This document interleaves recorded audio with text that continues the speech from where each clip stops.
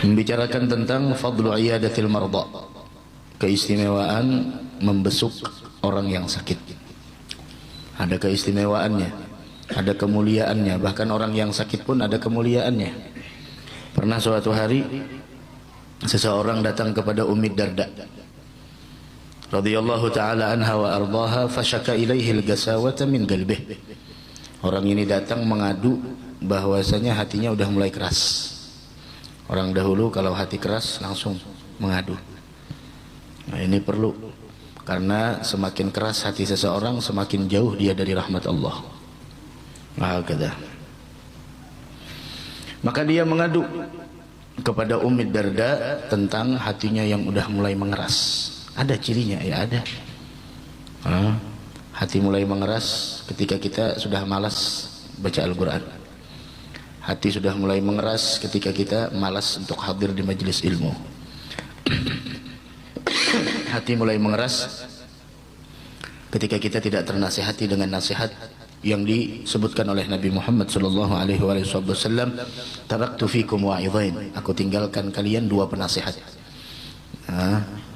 samitan wa natiqan, penasihat yang diam dan berbicara, natiqan wa samitan, berbicara dan diam.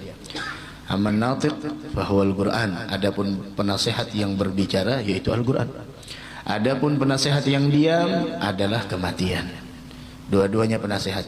Tidak ternasihati dengan Al-Quran, tidak ternasihati dengan kematian. Ya Allah, itu menunjukkan kerasnya hati kita.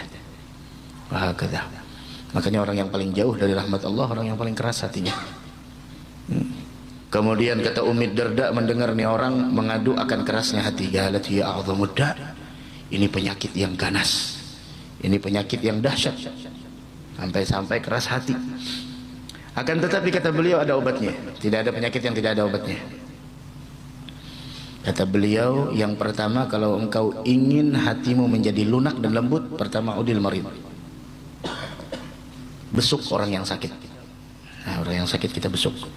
Dan keistimewaannya tadi disebutkan oleh Nabi kita Muhammad sallallahu alaihi wasallam, man ada maridan nadahu munadin minas sama, siapa orang yang membesuk orang yang sakit terdengar seruan dari langit, tibta, engkau telah melakukan kebaikan, wa ta'ba mamsyak, dan perjalananmu itu adalah perjalanan yang penuh dengan kebaikan dan kemuliaan, wa tabawwa'ta minal jannati manzila, dan engkau mendapatkan satu tempat di dalam surga. Masyaallah, membesuk orang yang sakit dapat satu tempat dalam surga.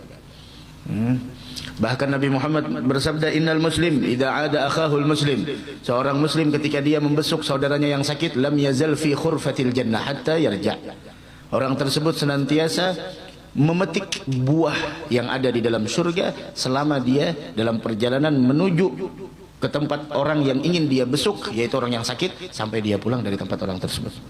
Artinya dia dalam kemuliaan.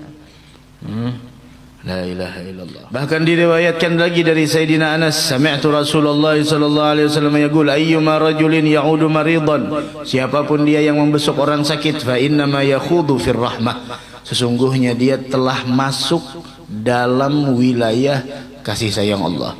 Fa idza qa'ada 'indal marid, jika dia duduk di sisi orang yang sakit, ghamarathur rahmah, dia diliputi oleh rahmatnya Allah subhanahu wa ta'ala.